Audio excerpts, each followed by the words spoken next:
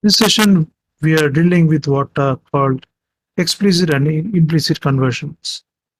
Explicit conversion is the one where which we intended to make the casting process of converting one data type into another at the runtime environment.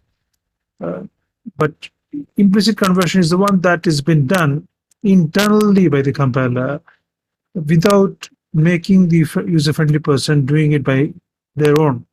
For example, if there is a call pass method, so it is predefined static method, and all numeric types have a pass method.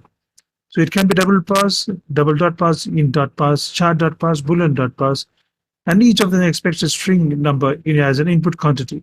So expect string argument. Argument must be number string format. Returns the number or char or a bool. So, for example, how to make an implicit conversion. So let us take this case of the summation of two numbers in 10b. So here initially the a and b are an int quantity, but the compiler recognizes to be a string. So the string has to be understood as an integer quantity by the compiler, and this happens implicitly by calling up the convert class with the toInt32 method. So that will make the implicit conversion of that string into int quantity.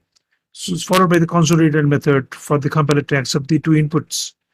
And finally, the sum accepts the summation of the two numbers, and the console writer method displays the sum of the two numbers with help of the labeling statement. Sum of the two numbers is so-called sum.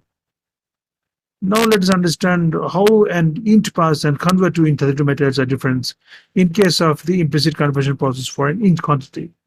A method that has C# that converts string into a representation of corresponding numerical value is an int.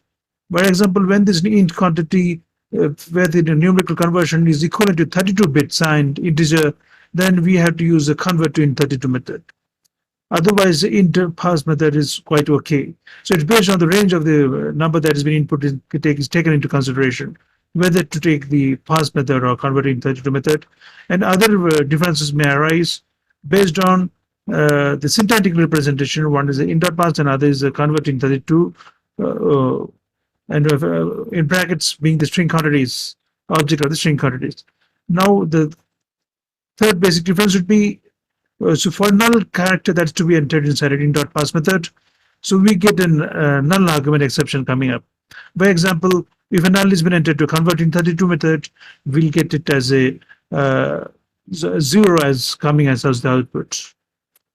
So these are specific differences between how the methodology of an int pass and convert int32 may vary. Now let's understand the concept of an implicit conversion, explicit conversion. So if a conversion cannot be made without a risk of losing information data, the compiler requires that you perform an explicit conversion with a call to cast. So here the compiler cannot do the casting process by itself. So we have to do a manual process of conversion of data casting process of one data type into another. To perform a cast, specify the type that to cast to parentheses in form of value or variable to be converted. The following program casts a double to an int. The program will not compile without the casting process. It will come as an exception error, invalid cast exception error. So for example, there's a double quantity of 1234.7, and we want to represent it with the help of an int quantity A. So that's never possible. We have to convert it into int x. So within that case, if the system is system console write and it takes up, so it will discard the int value int part of it.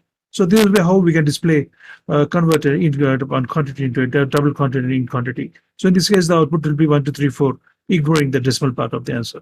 So this is how an implicit and explicit conversion works. Typecasting works in C#.